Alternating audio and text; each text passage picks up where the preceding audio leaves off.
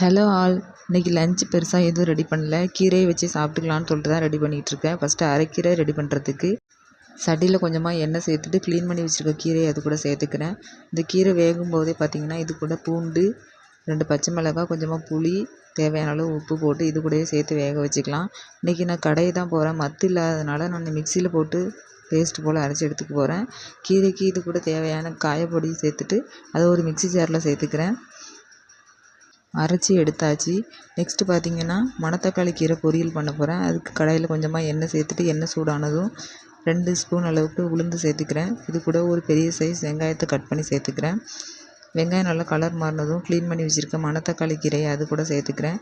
கீரை நல்லா வேகிறதுக்காக உப்பு சேர்த்துட்டு கொஞ்சமாக காயப்பொடியும் சேர்த்துக்கிறேன்.